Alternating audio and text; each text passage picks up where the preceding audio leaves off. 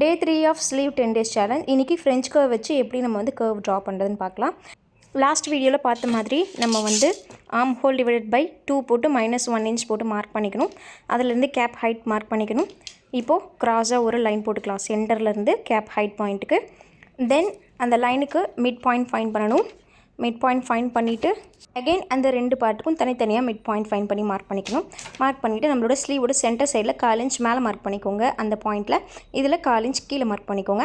இப்போ French curve வச்சு நம்ம கர்வ் போட போகிறோம். ஃப்ரெஞ்ச் கர்வை இந்த 3 இடத்துலையும் படுற மாதிரி வைக்கணும். ஓகே, சென்டர் நம்ம மார்க் பண்ண அந்த பாயிண்ட் அண்ட் சென்டர் வச்சுட்டு ஒரு கர்வ் இந்த 3 பாயிண்ட்டும் டச் பண்ணுற மாதிரி தான் நம்ம ப்ளேஸ் பண்ணணும். அப்போ தான் நம்மளுக்கு கரெக்டான கர்வ் வரும். ஒரு கர்வ் போட்டுக்கோங்க. கர்வ் போட்டுட்டு இதை அப்படியே நம்ம வந்து உள்டாவாக திருப்புறோம். ஜஸ்ட் இப்போ எப்படி இருந்துச்சோ அதை அப்படியே நம்ம வந்து டேர்ன் பண்ணுறோம். எடுக்கவே வேண்டாம், எடுக்காமல் அப்படியே டேர்ன் பண்ணிவிட்டு இப்போ இந்த மூணு பாயிண்ட்டும் டச் பண்ணுற மாதிரி வச்சுட்டு ஒரு கர்வ் போட்டுக்கலாம். நம்ம நேற்று ஃப்ரீ ஹேண்டில் போட்டதை இப்போ ஃப்ரெஞ்ச் கர்வ் வச்சு போட்டிருக்கோம். அவ்வளோதான். இப்போ ஃப்ரண்ட் கர்வ் மார்க் பண்ணிக்கலாம். நம்மளோட மிட் பாயிண்ட்லேருந்து ஒரு 1/2 inch கீழே மார்க் பண்ணிக்கோங்க.